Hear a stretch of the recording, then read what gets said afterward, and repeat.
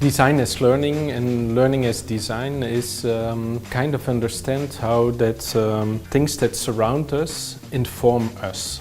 They tell us something, how the world is constructed. So an object, a table, a chair, all these objects are in fact communicating something. So you can learn from that. It informs us, and also designing itself, like making and thinking and talking with different people, with different specialists around a certain topic is like a very informative and almost pedagogical methodology to create something. And sometimes you still can see that in the object. And I really believe that the world is evolving, and how that knowledge and information in this society is evolving. Objects and designing itself and making that society is a kind of pedagogical attitude almost. Yeah, what we wanted to say with the School of Schools is that there is not one way of looking to the things and the objects that surround us, and not one way of understanding design and how design is informing us. We believe in a kind of more web and a network of ideas, associations, understandings of reality. And therefore, the different venues are like a web, a network of ideas that are visualized and designed for this biennial. The topics itself are more like bringing certain things that are related to each other, like food and metabolism and digestion, and working with waste of these materials to build something in one venue together. So it's like a body of work, you could say, for every venue, and they all relate to each other. You could say this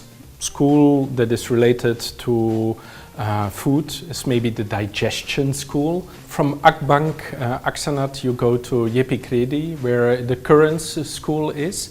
And it's a school where we bring together a group of designers that are in many ways related in the accumulation of knowledge. Like every time a flow or a current is going in throughout the system, the knowledge and the information accumulates. A little bit like a blockchain, you could say. It's maybe the blockchain school.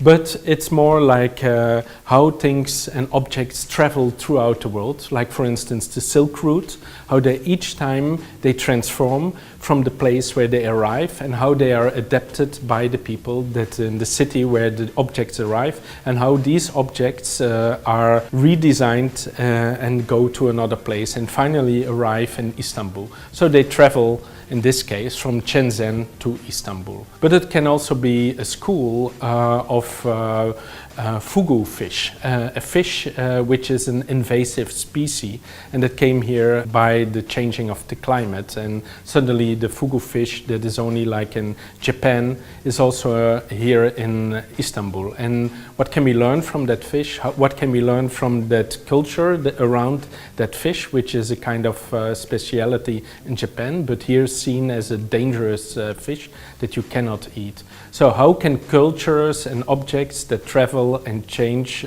throughout the world, how they can change our lives? Then we travel further throughout the city to the Earth School, Arter. And in that school, everything that is related, you could say, how that Earth at this moment, in these times of the Anthropocene, kind of misused word, the Earth is changing, and how with all the disasters that are around us, how can we through design create like new hope, new situations, and what can we learn from an earthquake, for instance? What can we learn from the earthquake of 1999?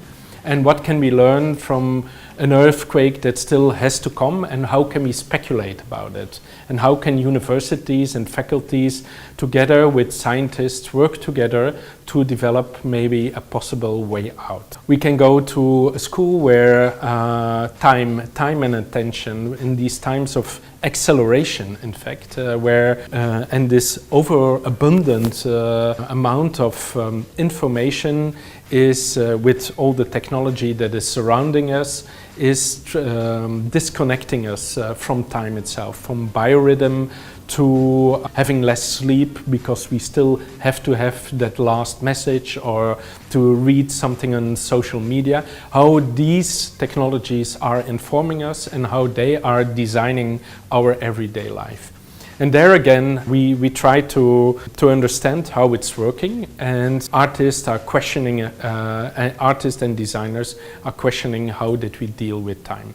In Pera Museum, there is the Norm School, and it's a place where Pera Museum itself has an amazing collection of objects that are dealing with weights and measures, and how that throughout history, more than 80,000 objects, I believe, are collected in such a way. They are all dealing how that we measured the earth, how that we weighted and balanced objects, and how we traded them and we exchanged them. And in fact, normalization, standardization is something that is like regulating our everyday life. And that goes from a thin A4 paper to the traffic rules that are designed in order to make us behave in a certain way. And it's these kind of things, these norms, that are questioned and redesigned in Pera Museum. So how can design our life? How do we move in a city? How do we exchange values? That's is something we can learn and can be inspired by in Pera Museum. I think you see that design is a quite young profession. It's only like 130, 140 years old. You could ask yourself if the education that is like invented 99 years ago with the Bauhaus, if that not should be re-evaluated. The world is changing mainly through technology, but also through the economical system, which is also changing rapidly. And how should design education itself respond to that new reality? And these are like questions that we have. You could say that the scope of design itself changed throughout all these changes in the world. It's not only design is not only giving solutions anymore. Design is there to speculate. Design is there to make new relations, to answer to social issues, and is also there to maybe be critical and political even. So design is, and the expanded field of design is getting bigger, and it could also inform the traditional forms of just like making products that solve issues and problems, and could change this, let's say, traditional approaches.